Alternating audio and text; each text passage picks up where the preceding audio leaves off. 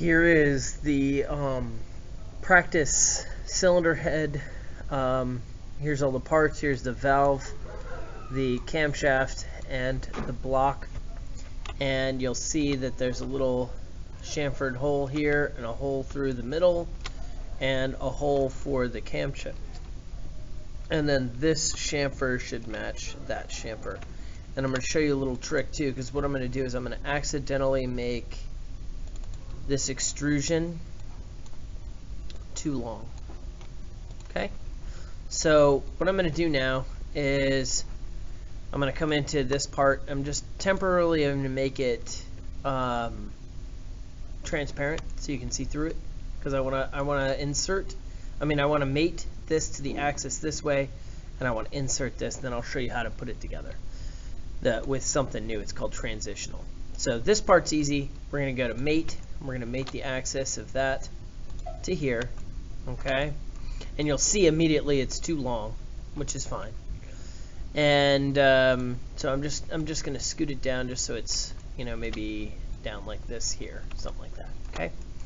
Then what I'm going to do is I'm going to go to insert, and I'm going to insert this to here. I'll probably have to flip it that way. And then this moves up and down, and this moves around in circles like this, okay? Now, with a regular easy elliptical cam, you can just use tangent, but for this one you have to use transitional. And in order to be able to use transitional, you got to be able to see both parts. So I'm going to come back over here, and I'm going to not, I'm going to de-enable or unenable this piece, so I can select this, and I can select this independently without selecting the block. This piece here. So what I'm going to do is I'm going to go to transitional. Now you have to do it in this order, and it has to be this way. This has to be a perfect dome. I'm going to select that, and then I'm not selecting the face because otherwise it would only select this face or this face.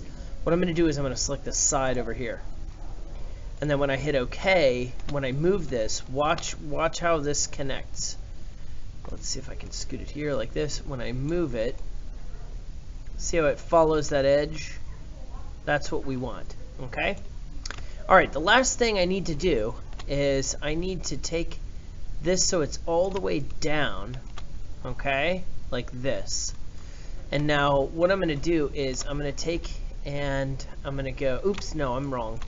I want to go so it's all the way up. That's what we want, okay? All the way up like this on this rounded area. And then I'm going to go like this. Tools, measure, distance between here, and I have to enable this. So what I basically want is I want this to touch there.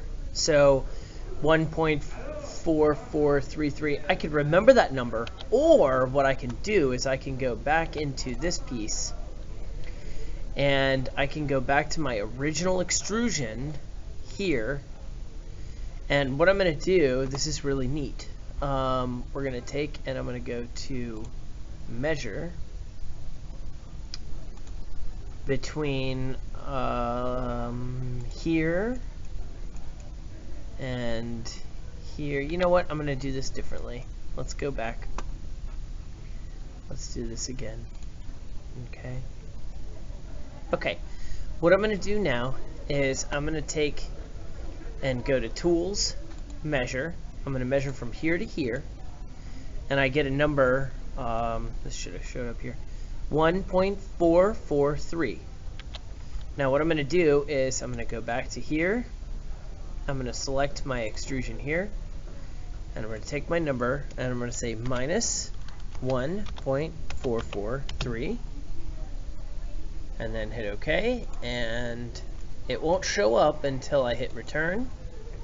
And now it sits perfectly on that face. It's exactly the right size. Pretty cool, huh? All right, that's it. Then when you're done, you want to turn in a little video showing this moving like this. Okay, that's it.